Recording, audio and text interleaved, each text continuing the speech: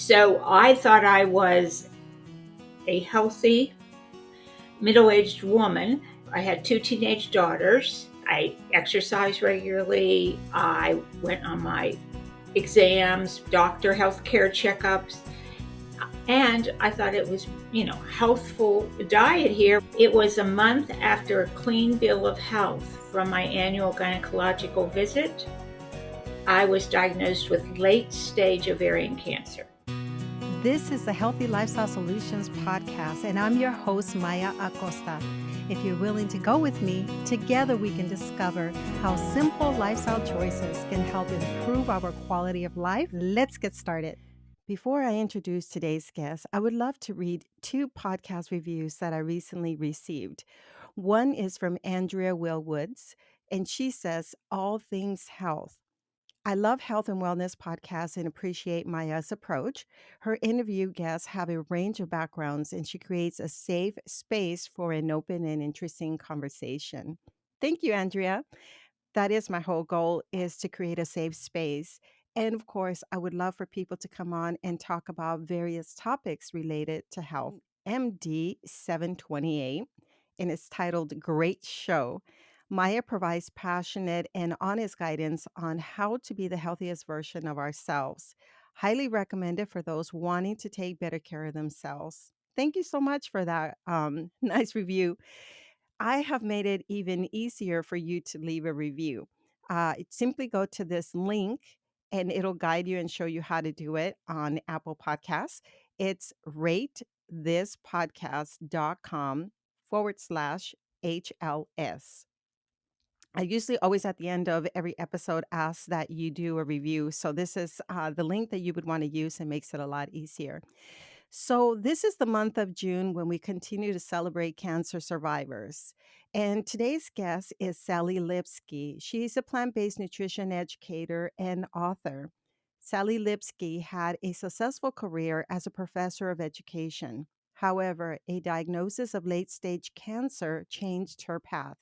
She began educating herself about the power of food to heal and protect from disease, thereby starting her journey into plant based eating.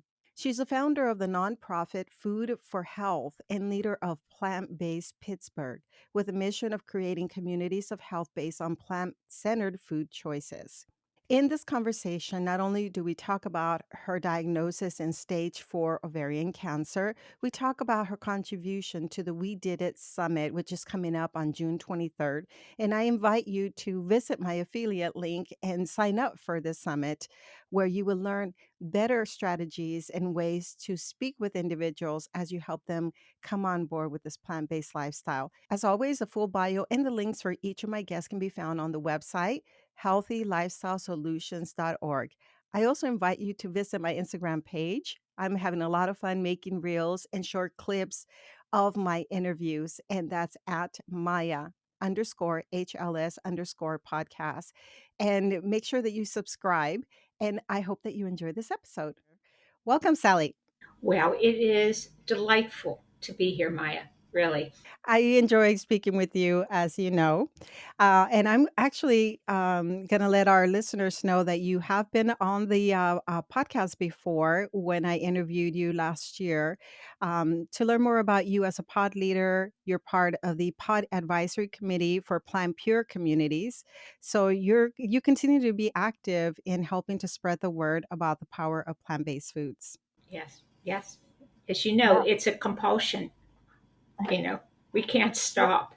Right. And you know what? Something that I did not add, that is not in your bio, is that you're sort of a contributor as well for the weDIDit.Health program. And so you're working behind the scenes with that. Do you want to tell us a little bit about that first? Yes, the weDIDit.Health that Peter Goldstein started is really a global initiative to just get people acclimated as an ambassador, those who have experienced the benefits of plant based eating and know it, and how often we want to just spread the word.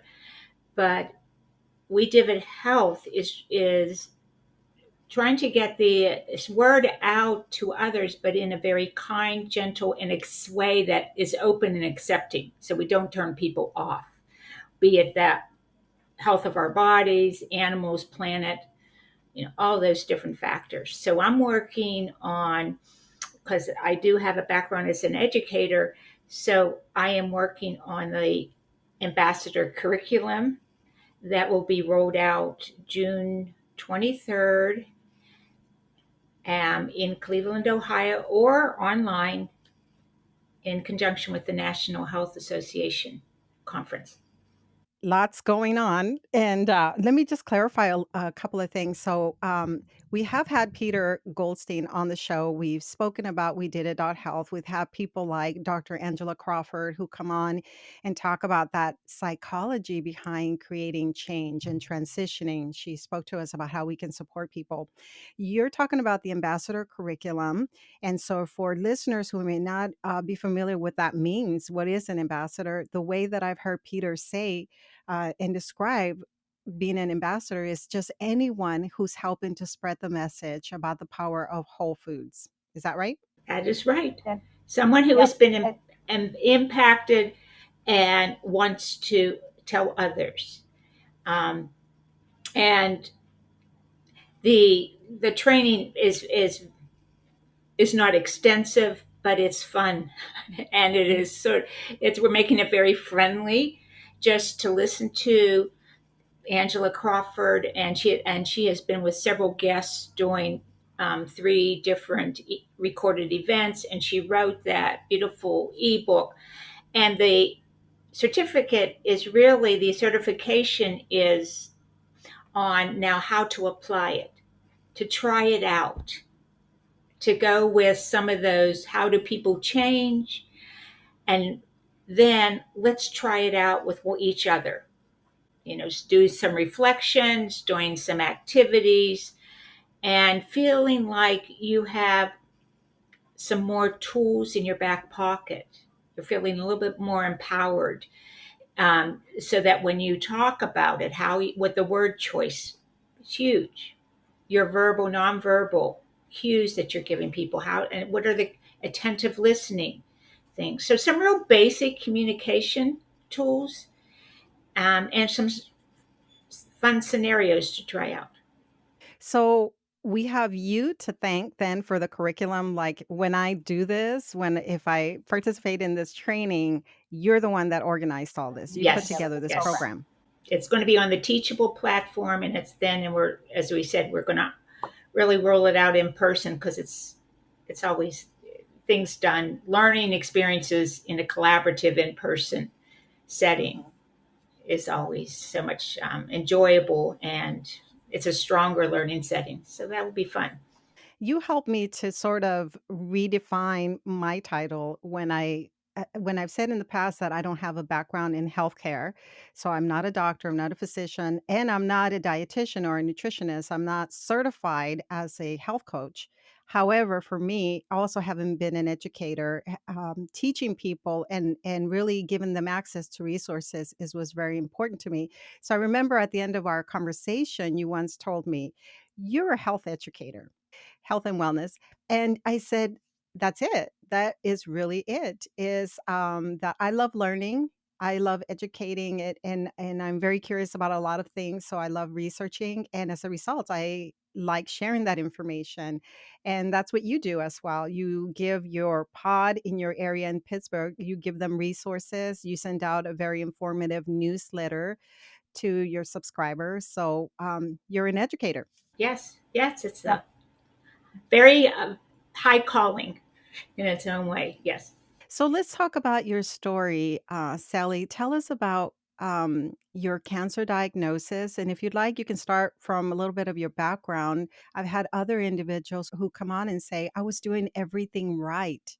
And then I was diagnosed. When people think, I thought I was doing everything right also, because you make those decisions based on the information you have and the experiences that you have and the culture that you're exposed to. Um, so I thought I was a healthy middle-aged woman, um, who I had two teenage daughters, and I exercised regularly. I went on my exams, doctor healthcare checkups.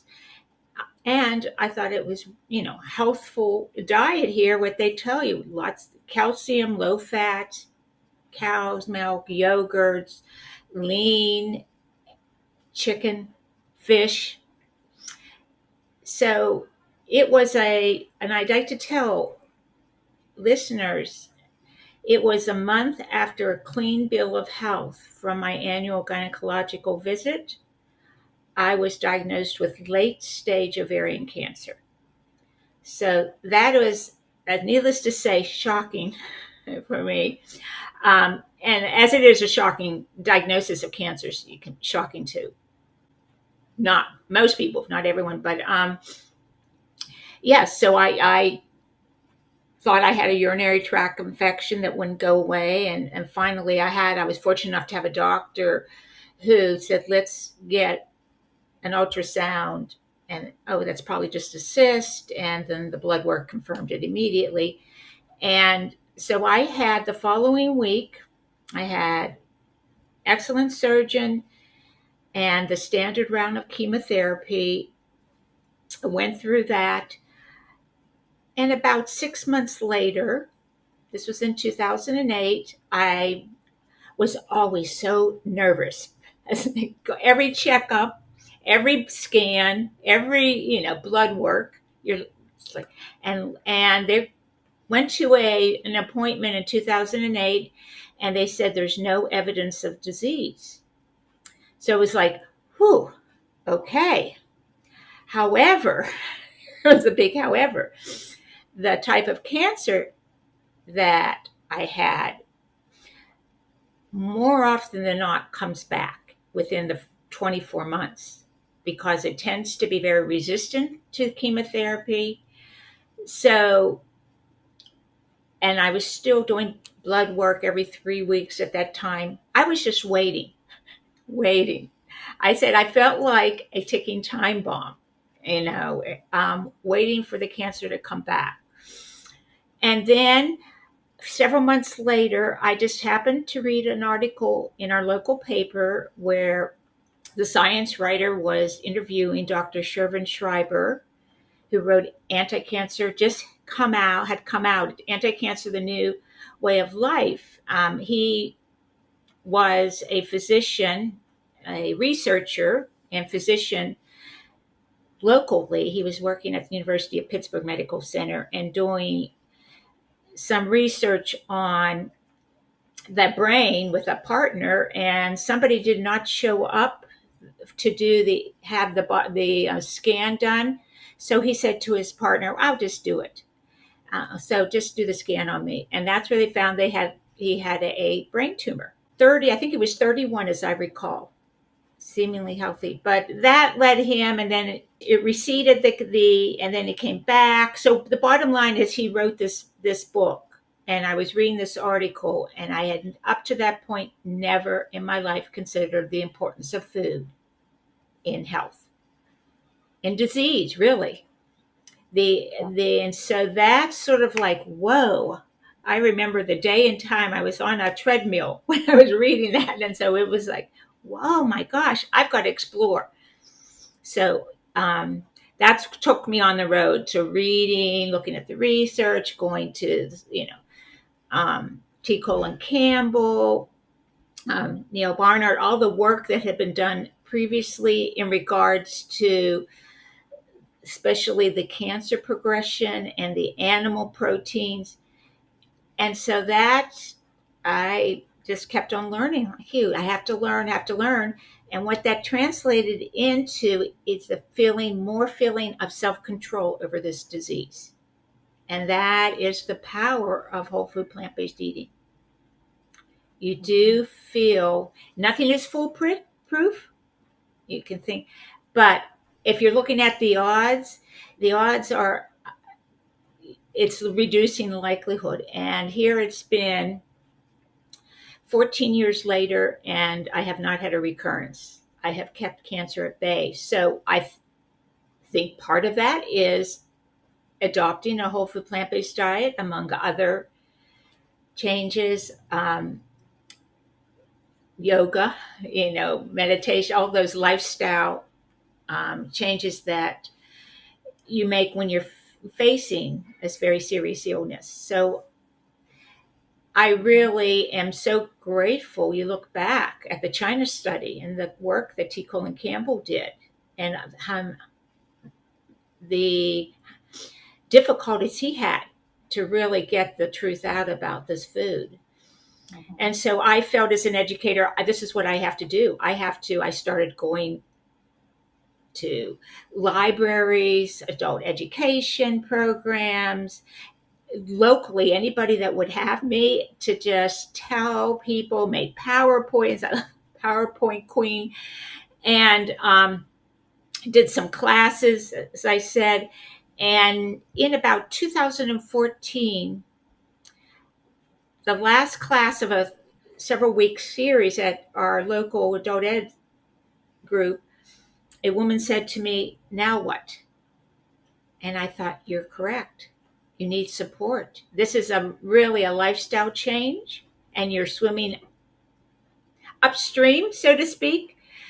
So I started forming a local support group, and I had 12 people on my email list at that point. And then I started newsletter, and just things grew. And now we have over 3,000 people getting, informed every month. So that's, looking back, it just takes small steps and commitment and perseverance.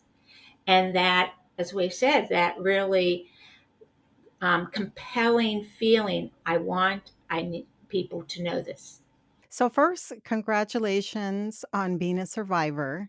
Thank you. Two, I wonder how you feel about that word. That's a conversation that I had previously with Dr. Amy Commander about continuing to offer support, and that some people perhaps, may not like that word. Perhaps they prefer saying that they continue to thrive, they're thrivers.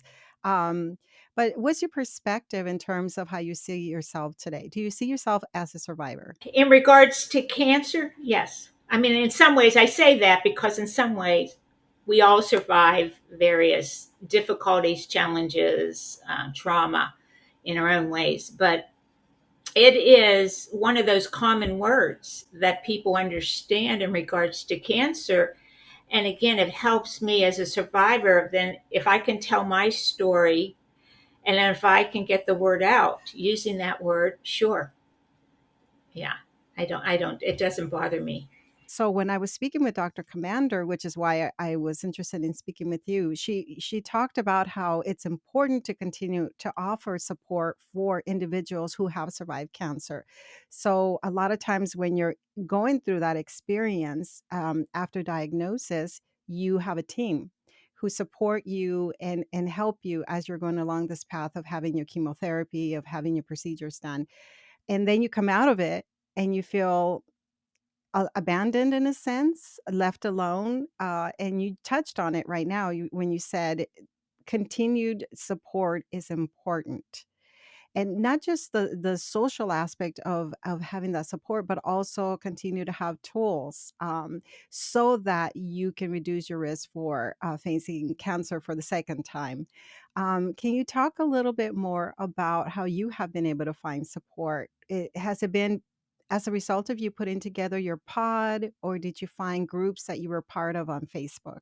Initially, besides the medical team, and I remember that feeling when they said, "Oh, you're going to go from 3 month checkups, now it's 6 months." And it was like, whoa, you know, 6 months, wait.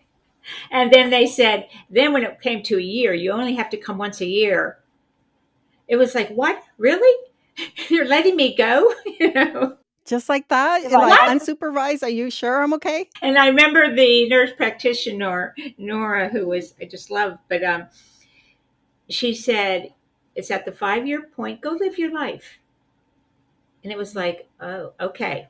So you start, because cancer is, when you're dealing, especially with a late stage cancer, it's every day you're thinking about it. It's in the back of your mind all the time. And slowly, as throughout the years, you sort of build up like, oh, I'm not going to say I'm completely relaxed when I get my blood work every year, but I'm pretty. You get more and more confident that, and not just ovarian cancer, then all hormonals, the breast cancer that is so related to are the casein, the animal protein. So once you look and you know about, oh, this is how cancer spreads. When you get this many grams of animal protein in you, those cells start to divide. As they say, if you're eating a plant-centered diet, you have changed the environment within you. It's not just that tumor that was excised. You have changed your whole, this at the cellular level. You've made deep changes. I'm interested also in knowing what is the prevalence for women developing ovarian cancer and what would you recommend in terms of screening? You said you had a clean bill of health and then a month later you were diagnosed. So that's the problem with ovarian cancer, is that it's not easy. There's no one diagnostic tool that, it's not through a pap smear, because I was getting pap smears regularly. I hadn't gone through menopause. No, it was usually it is through these ambiguous symptoms, such as sometimes women will feel bloating, or they'll feel like, oh, I'm gaining weight through my abdomen. You're feeling some pain somewhere. In my place, I thought it was in, as I said, the urinary tract, but it wasn't. It was the tumor that was pressing and growing. Um, Sometimes just changes in bowel movements. If it has spread to the um, the bowels, then sometimes that is it. So, and it's not unusual for women to it take months to actually get a diagnosis, because oh, it's nothing, or go see, just try this or try that, see another doctor, whatever. Hopefully, in the last decade or two, they have become more aware and more advanced and more eager to test for ovarian cancer. There is a blood test called the CA-125, and it measures the certain protein levels associated with ovarian cancer. The normal is under 35. When I was first diagnosed, it was 4,000. So it was like right away, oh, yeah. But not everybody who has ovarian cancer, that blood test doesn't diagnose it for everybody. So they are working on ways to do that, but it is, yes, that is a frightening aspect of it, is how it can just creep up. Younger women who may have PCOS, do you think that they should take that into consideration of looking out just to make sure that they're getting the regular checkups to make sure that they're not developing tumors that which can then lead to cancer? Yes, yes, absolutely. Endometriosis? Yes, there's an association with that. So I would, yes, bring it up. Can I get checked for ovarian cancer? Can I see, get the blood test, or get the ultrasound? Anybody that's experiencing cysts, like ovarian cyst or cysts anywhere internally, yes, follow up. Okay. When you had your surgery, I don't know if I had asked before, but was this a full hysterectomy? Is that typically what is recommended to make sure that you eliminate the spread, for example? Yes, it wasn't like, if it was in just a small in cap stage one, they just take out the tumor. But mine had already spread to the abdomen and to the lower bowels. So, yes, it was a full hysterectomy. Plus, they had a resection the bowel, and they couldn't actually get everything. There was a small spot on my abdomen that they couldn't get. Um, Hey, the surgeon also took out my appendix. He said, you might as well take it out. Well, I'm in there. Right. Oh I my said, God. okay. So, how are you today? Because you said that at the time you were diagnosed, you had not even experienced menopause. So, did this whole procedure kick you into early menopause? And how are you functioning today overall? Do you feel fairly healthy? Yes, yes, I am very healthy. There is, as with when you have especially surgery, abdominal surgery, you never know repercussions years down. So, in 2014, I was getting lots of stomach pains, and I knew it wasn't my appendix, which was physicians immediately thought it wasn't, and some of the other ruled out some of the other things, and finally I was diagnosed because I was in and out of the hospital. It was a scar tissue, a blockage, a partial blockage of scar tissue, and that's a result. At that time, the physician said, "We don't." Does it happen a lot? It can happen. You're not told to, but a lot of times he said that's also a result of your you're living a longer life. So the scar tissue is building up. And so I had to have surgery then, and I had a surgery again in 2019. So, but other than that, I'm good. I really am. So, do you have a date that where you acknowledge that you've overcome this huge challenge? Well, I my date was February 14th, 2008. 14. That was a Valentine's Day. It was a Friday. I had my regular checkup, and that's when they said you have no evidence of disease. We're going to call you in remission. And it was like, oh, okay, okay, that So yes, you do remember that. And then 5 years at my 5 year survivor time, I had a party. My 10 year survivor time, at that time, my book was just coming out. So that was just a really fun time to have a 10 year survivorship and have that book in hand. Yeah. Okay, let's talk about your book. So, who did you write this book for, Beyond Cancer, and where can people find it? Well, I initially, as I said, I was doing a lot of education with workshops, classes, presentations, and I would develop these educational materials so people, because I knew with my background as a professor of education, I know and my specialty was how do adults learn. So I was taking all this material and sort of chunking it down into very readable handouts and whatnot, and PowerPoints. And I thought, I really want to put this in book format because, as I said, people learn in a way that you're chunking down material, you're making it very reader friendly, and you have to try it out. You got to stop. You've got to add some reflection and make it very manageable, because that's what I saw, that there were many other books that weren't making it to the novice person who doesn't know it about it. I want it streamlined. I want it very practical, because that's it. If it's not practical, people aren't going to follow through. My audience originally, I thought this is going to be for cancer survivors, caregivers, family members.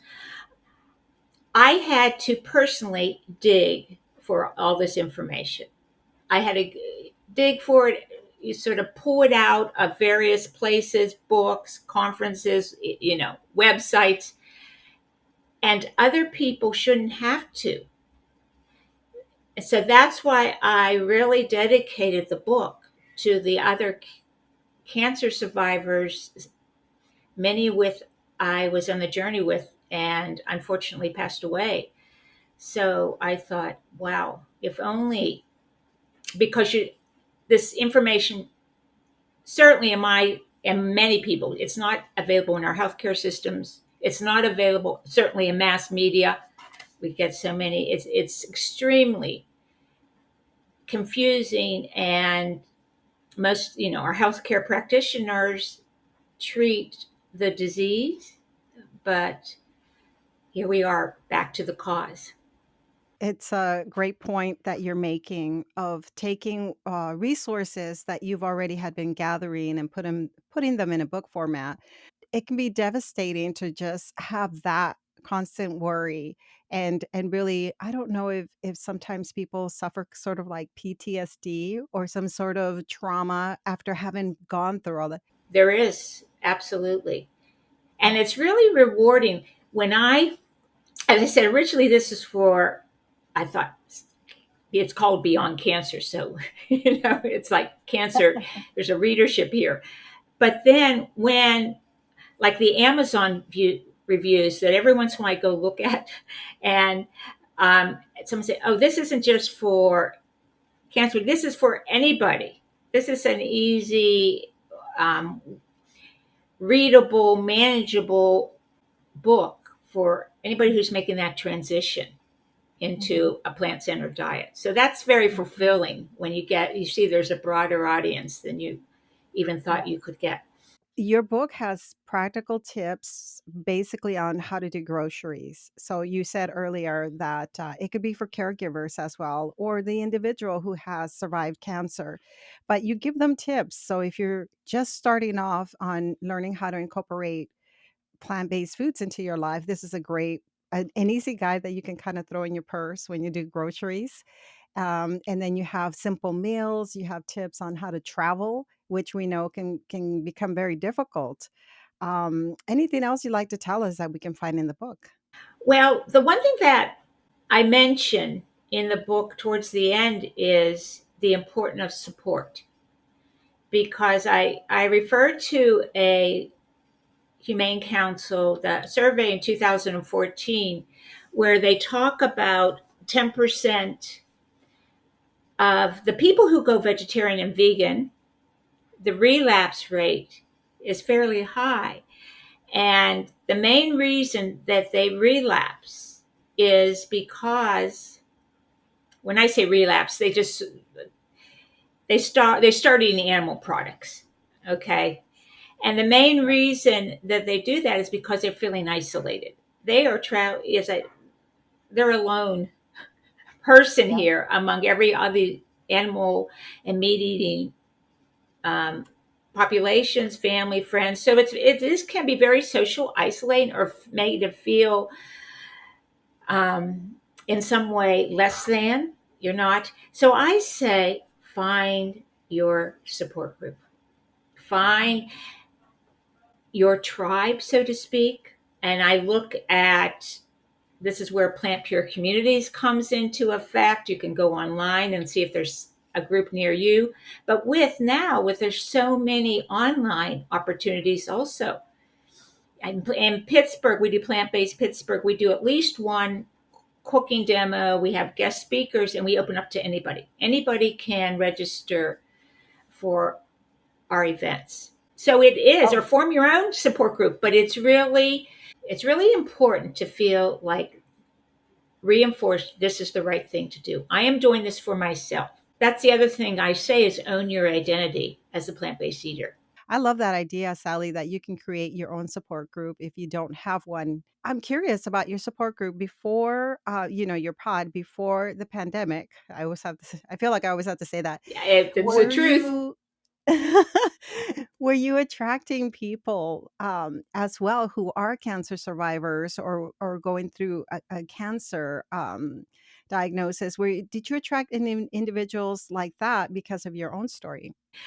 I want to say yes, but they were in minority. The cancer survivors, because I used to do a lot of work with support groups, the cancer survivor support groups, like the National Ovarian Cancer Coalition. They had a local chapter. They still do.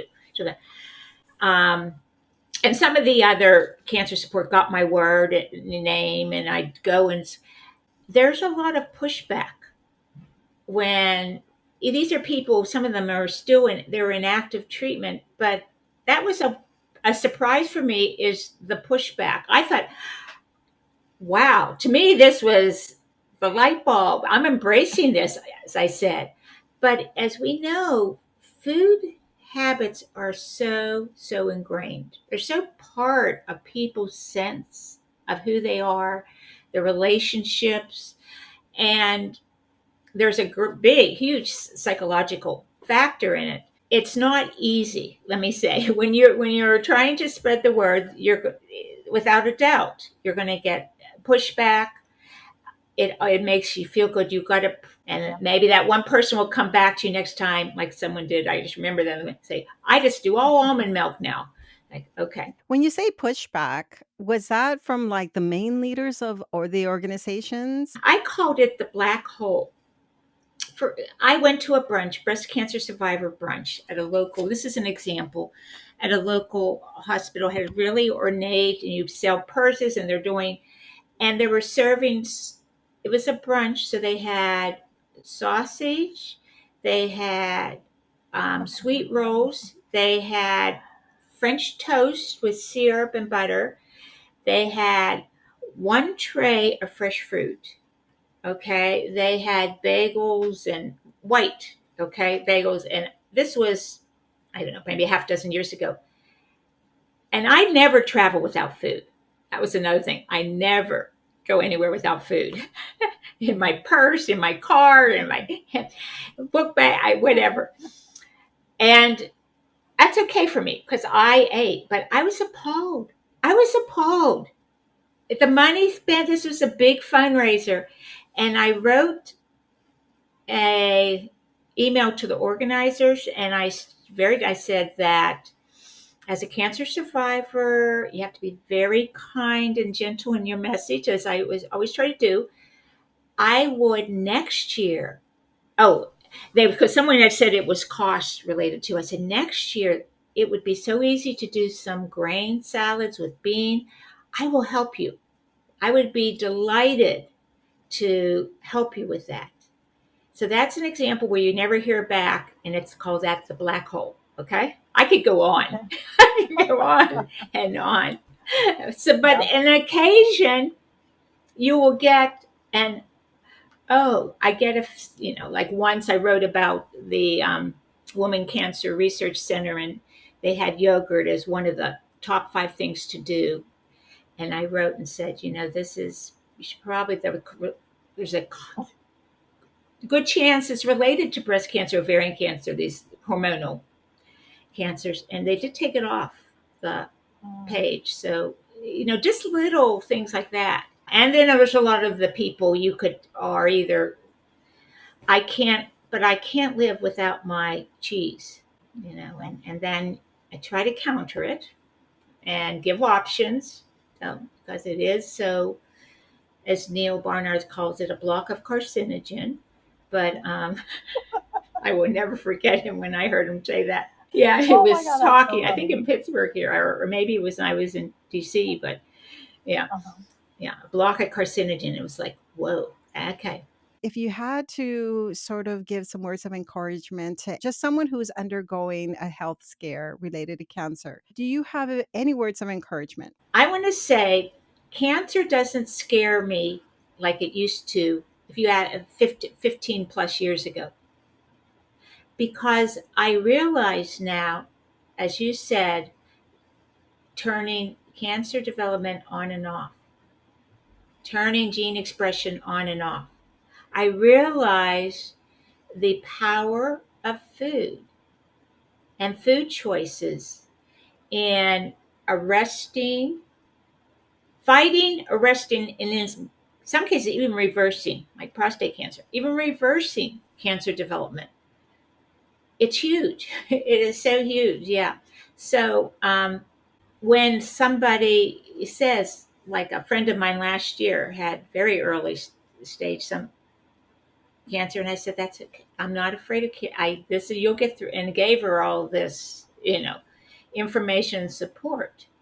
But it is that sense of empowering yourself with the tools, the knowledge, and then just, you know, little by little put them into place, at whatever level that you can and want to, really. That really stood out when you said that the more that you learned, the more that you felt like you had control over this rather than just a diagnosis and being at the mercy of procedures and treatments. You're saying, okay, But there is something I can do. I now know that what I eat affects my health and everything else. Stress, that's a huge component. Who's not living with stress nowadays? It's not going to mean that you're never going to have disease. That's not, yeah, yeah. But Right. it is going to affect your diseases, that, some of those chronic diseases, your energy level, and then the other thing too is it is the cognitive and emotional health that it also affects. It is a whole body way of approaching food. Do you have anything coming up? What can we expect with this curriculum that you've put together? You can go to weDIDit.Health, and they have a waiting list. They're having it. Everything is sort of going into to play this week with the publicity for it, and it's not going to be. It's a 1 day. If you live in the Cleveland area, you could are driving. It's 9 to 5. Otherwise, it is you can stay at the Embassy Suites where it's other regular conference participants will be staying. That's why we stay. So that's but readily done if you're around Cleveland or in the driving distance. I'm in Pittsburgh, which is 2 hours away. That or online. If you go to plantbasedpittsburgh.com, you can. If you have any questions, please. There's a contact button there. Please feel free. But we will be doing something in June on tomatoes at a local library. We're going to be. Is there anything you can share with us about the summit that We Did It is putting together? It will have a virtual component as well. Are you involved with that? Can you tell us a little bit about that? Well, the same information that will be in person, the same guest speakers, it will be recorded. So it will be a virtual option too.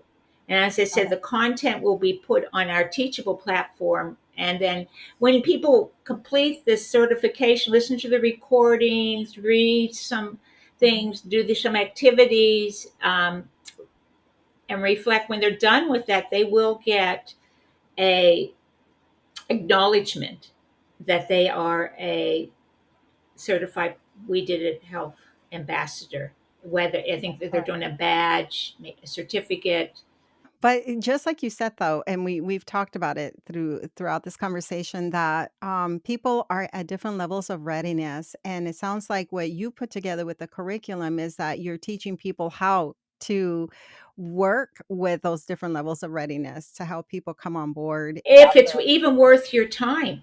But to know if people don't want to hear it, you have to respect that for sure. Absolutely. Yes. Toughest part of being a plant based eater is seeing your loved ones succumb to the chronic diseases, um, and not being interested in putting the plant based eating, adopting any of it. So, yes. Yeah. So we know that especially the friends and family that we're closest to, it's often the hands off. They have to hear from somebody else.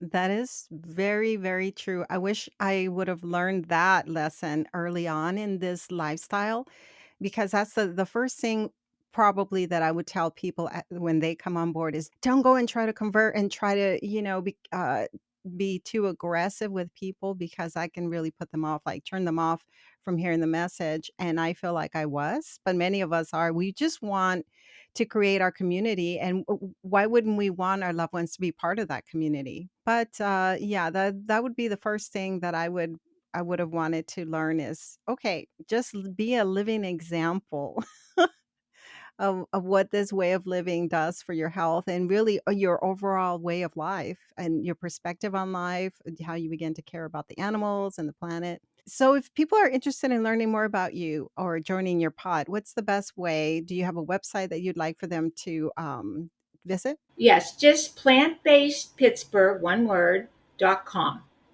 And they will have there's information about me, but plant based. They'll also have the events. We have a YouTube channel with all of our recorded events they can look at.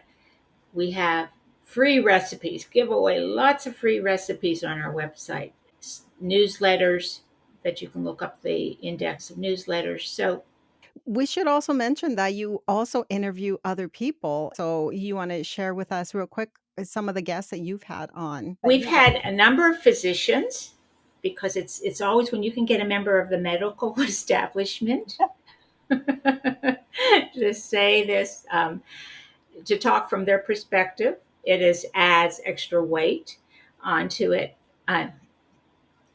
Not literal weight, because we know plant-based eating, you're going to be a healthy weight. But yes, and so a number of physicians have been on. We did some of the themed topics.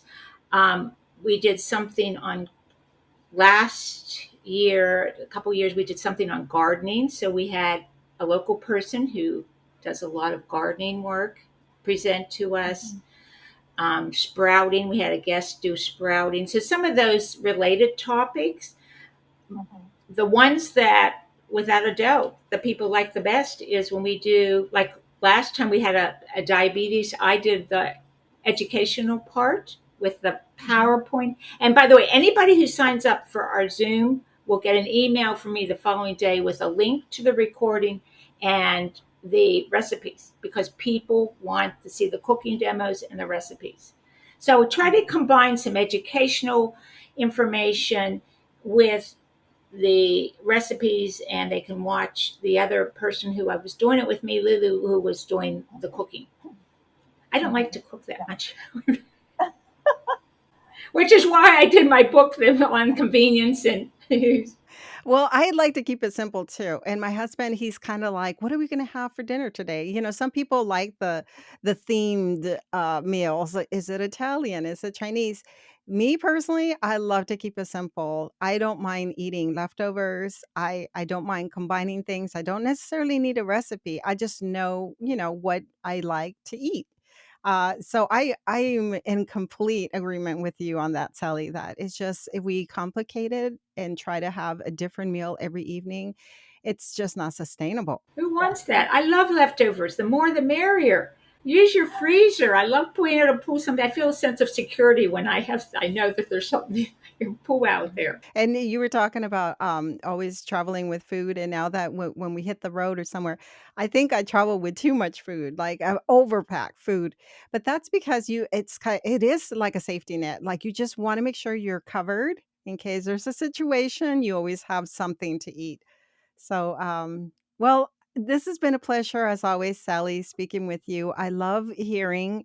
I always love those inspirational stories of when an individual overcomes something difficult. In your case, living with ovarian cancer, being diagnosed, and surviving that, to then really creating something amazing like the group that you have in Pittsburgh and beyond, because now it's become virtual. It's always beautiful because I feel like when you come from a place of being a survivor, that really can drive you and keep you focused, for the rest of your life, to have this purpose to help others who need to hear the message. Yes, and you start aligning your priorities. Very true. Well, thank you, Sally, for being with us today. It has been such a pleasure, Maya. You've been listening to the Healthy Lifestyle Solutions podcast with your host, Maya Acosta. If you've enjoyed this podcast, do us a favor and share with one friend who can benefit from this episode. Feel free to leave us an honest review on Apple Podcasts. That helps us to spread our message. You can also head on over to podinbox.com/HLS to leave me a voicemail. Don't forget to subscribe. And as always, thank you for listening.